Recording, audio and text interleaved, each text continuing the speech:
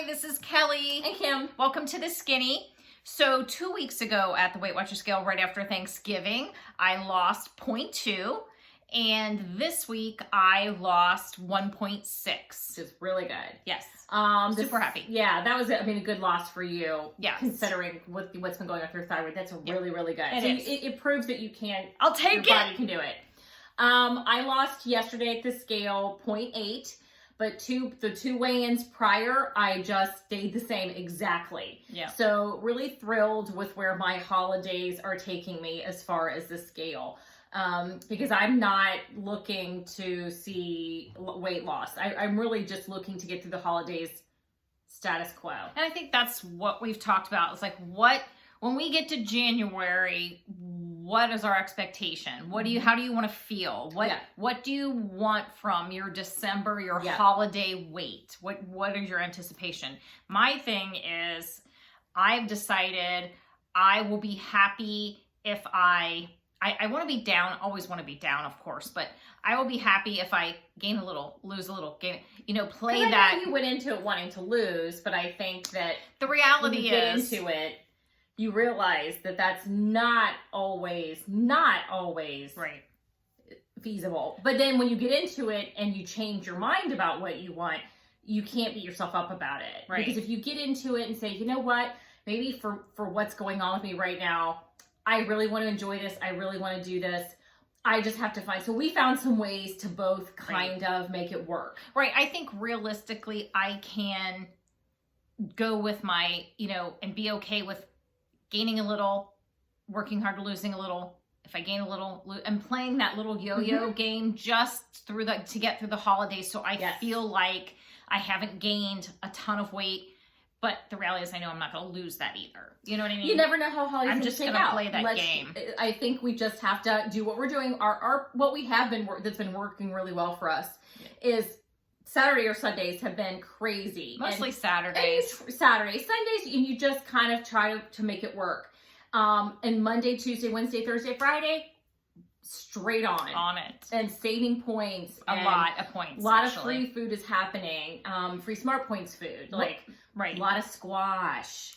Obsessed. Squash. Like what we'll do is it's been good to us. My lunch has been the cruciferous salad, which I'm obsessed with. Which I can't even believe I say those words some days. Cruciferous salad and maybe a baked chip for. So that's usually, usually 6 point-ish snack, lunch. And then dinner, we're doing 2 point shake for breakfast. Yeah, we're doing grilled chicken and butternut squash. And Trader Joe's lemon pepper chicken is lower in points than their balsamic chicken. I love the balsamic. And they're both really good. Yeah. So the chicken and typically a big, huge plate of cubed butternut squash. Trader Joe's cubes it for you. Thank you, Trader Joe's. So good. And you don't have to cut it up and peel it and do all of that. Ugh. Can you believe that would you ever said that 5 years ago that no. You absolutely crave I love delicata and butternut squash? Butternut squash is a current favorite right now. Oh my Lord. I told Kelly, I said, you got to go to Trader Joe's at lunch tomorrow and buy 3 containers for the week because one's every night. We are obsessed. We'll just have a big plate of the squash and a chicken. And I was when I was weighing it, which was looking with this little tiny cookbook, which I'm going to buy next week. And one of the things it had in it was the round tubed pasta, the bigger opening tubed pasta. Oh, it's rigatoni? Maybe that's what it's called. Yeah, whatever that pasta is. And it had cubed squash in it and a white sauce. Well, you could just get some of that pasta and eat a whole grain pasta, a serving, bulk it up with that pasta. Cubed pasta after it's cooked. No, not cubed pasta. Oh, I'm sorry. Butternut squash. After that's cooked, put that in there. Use the ragu, simply, what is it? Simply, whatever it is. The cauliflower milk. Put that in, some salt and pepper, and a little bit of cheese, feta even, fat-free feta, and that'll be a great pasta dish. All I know is just... Would that be not a good want me some dish? Butternut squash. I think I'm going to try. I mean, like I said, I'm just I saw that idea on the picture on the cover, and I was like, I could do that with what I have. Yeah. I would just use the penne I have. But I do. I was eating it yesterday. I was eating it at lunch. Eating it, this past week. I was, I'm eating it going, this is so good. I love it. And I thought if you had told me 5 years ago that would become a favorite, I would have called you a liar. True, me too. But all these years I've missed out. Sometimes like I discover a food and I think I've missed out of it. Like out of all of these years of my life. Hold the phone. When I was 35, I'm 53 now. When I was 35, I discovered pecan pie. That's true. Well, the discovery of the pecan pie added a lot of weight. That's bad. Just saying. So this discovery is not adding a lot of weight, unlike the pecan pie, which I will never eat again. Thank you very much. Yes, I highly recommend the butternut squash as a food to discover. Not the pecan pie. If you never tried pecan pie and you've always not wanted to try it, don't do it. Don't do it. Because once you do, it will be delicious, and you'll know it's delicious, and you'll want to have it. Nope. So if you're boycotting pecan pie, continue to do that. You don't need to know. You don't need to know. That's all I gotta say about that. Because what is it, like 32 points for like one slice of pecan pie? It's something really huge. Ridiculous. Or is that a Big Mac? Well, anyway, it's like a Big Mac. Points. Yeah, it's a lot of points. Don't do it. Save yourself. Save yourself. Do yourself a favor. Try butternut squash. Pick something else to try. Pick something else. Because if you haven't, because I gotta say, especially think about this though. When you were first beginning your Weight Watchers journey, and it's like we would try some stuff. Yes. You know, but because we were always vegetable lovers, we always liked fruit and vegetables. Sure. But we were the standard fruit and vegetables. We didn't always try squashes. That was one of the things. A little more out of the box, or Brussels sprouts. Yes. Which I love. Yeah. Currently. So, you know, and then farther along you get on this journey, you try. You do. All these vegetables, I think you open yourself up to like fruits and vegetables. Like I love mango. I mean, it's just, and you think, how come I was so dumb not to try this stuff before? I know. I mean, and what the heck? And we gotta talk about kale. We gotta kind of talk about kale. I always talked about kale like it tasted like bug spray. By itself, it's not the best. It's not the best. But you put it with other things, and it's really good. It's delicious. It adds a little something. It adds a little something. Could I ever sit down and eat a plate of it? No. Not gonna happen. Sprinkled in throughout my salad mix? Yes. So it's just finding ways to get some of the really, really good things I've missed out on all these years into my diet. Who knew? Yeah. I'm like, I and just... the raw shaved Brussels sprout in the mix we like. Oh my. Delicious. I like to cook Brussels sprout now. Yeah. So now is a good time of year because there's all kinds of food and all kinds of great dishes. Try stuff. To really add some new things. I think, I wish for Thanksgiving I had been on the butternut squash kick at Thanksgiving because this is the last couple weeks I never wanted to peel it and cube it. We've eaten squash, Kim, but we just wanted to do the work. But she's always like, that's always the last on the list because you don't want to do the work. But now that Trader Joe's I discovered the Trader Joe's bin of it. I'm all over it like a cheap suit. So I wish at Thanksgiving I realized Trader Joe's had done the work for me and I would have had it. Yeah. Yeah, that's the best part is actually just letting somebody else do the butternut squash. I mean, yeah, we'll do it occasionally. We were doing it occasionally, but man, when that happened, all bets were off. We're like, this is happening every day. So I have to say, I'm feeling okay so far with the trek through the holidays yet again. Yeah. On Weight Watchers. Each one. Smart points, I love you! Each holiday, I have to say, over the last 6 years has been different than the last. Yeah. But I've made them work. They've worked for me, and it's been what it's needed to be. And I've never come to January and looked back really, I don't think, too harshly on my holidays. I think you just have to be honest with yourself about what you want out of it. What are you expecting come January? How do you expect to feel? Because if you tell yourself, you go into it going, I am going to lose X amount of pounds, and then you don't do that, you're going to be really upset with yourself. So try to be honest and realistic with yourself. If you really think you can do that, go do it. Do it totally. Oh, yeah. But if you're not being honest with yourself and you're just waffling, set some realistic goals. Okay.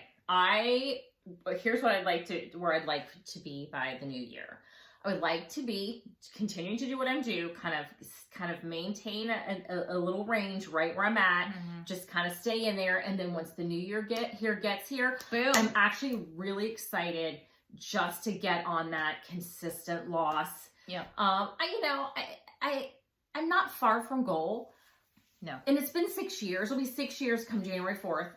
But that's okay. You know, before I was just in such a, I was just couldn't get there, and it just could beat me up. Yeah. Now I'm just like, I'll get there. And even if I don't, I'm happy with where I'm at now. And I guess maybe part of me just likes the process. Maybe the process is what keeps me on it. Maybe just trying to get to it is what I need. Let me speak to somebody who's been a goal. I was a goal for a year.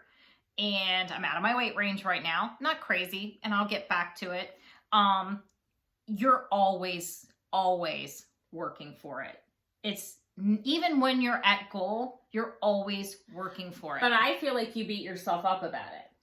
I'm not beating myself up about it. You beat yourself up about it because you were at goal. I think because I was at goal for a year, when this thyroid, when I started experiencing issues with my thyroid, I was like, I'm doing the work. Why is this, why is this happening? And I do. But you knew why it was happening. And I tend to still, I bet you beat yourself up. I agree. I would agree. And I think that just came down to a little bit of like fear, because I was like, why is it, what's happening? Why is this happening? And it became frustrating for me.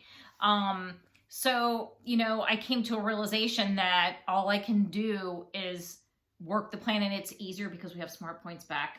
That actually, I'll be honest with you, that eased my mind a lot, because I feel more in control. Mm-hmm. And I think that was the hard part. I felt like I was gaining, and I felt out of control with like the plan, mm-hmm. And it frustrated me, and it scared me, as far as like, it was like because I couldn't feel in control. With Smart Points, I feel so much mm-hmm. more in control, and I feel like I'm not beating myself up. I'm feeling like the whole tracking thing is, I'm loving it, which mm-hmm. is scary. Says a lot. Well, because it makes me feel great because I'm tracking Smart Points. But you like that you're actually tracking the actual app and not tracking a hacked version of the app. Yes. I feel in control. Which feels huge. Which feels real. It does. And I feel like huge.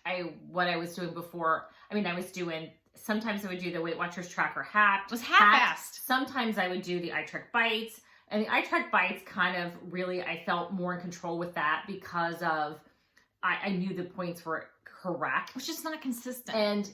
I missed my Weight Watchers app. Yeah. That makes sense. I missed that piece. Yeah.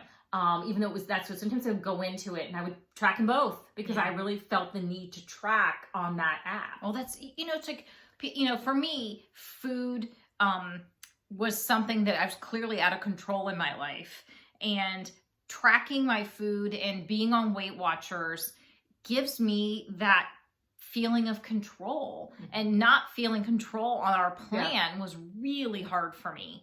So now I just kind of feel like that's back, and I feel like that's really going to help me move forward. I do. Mm-hmm. And it's like, I'm thrilled. I can't even tell you. I'm actually looking forward to the new year in that regard. Me too. Just to have a fresh year with the correct app, without the holidays in the way. Yep. To kind of see what we can really do with Smart Points. I'm super excited to have that back. Me too. And to have just the new year going on. Feels good.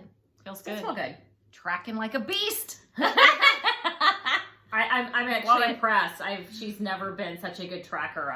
Because it feels so good. It feels like I'm in charge. I love it. I don't even have to say a to track. Because she's never been an A+ tracker. I've never been right now. She's an A+ tracker. I am. It feels so good. So I feel in charge.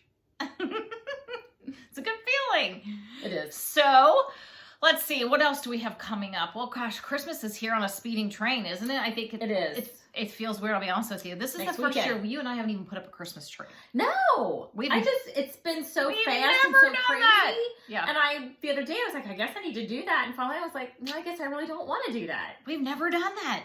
I guess I just don't really feel the need to. We've never done that. It's super weird, because we're holiday people generally. We are, but it's the Christmas is not at our house. It's at our niece's, so she'll have one. But it's just weird because you had Thanksgiving, and then all of a sudden we're like, okay, Christmas is going to be here any minute now. We're shopped, wrapped, ready to go.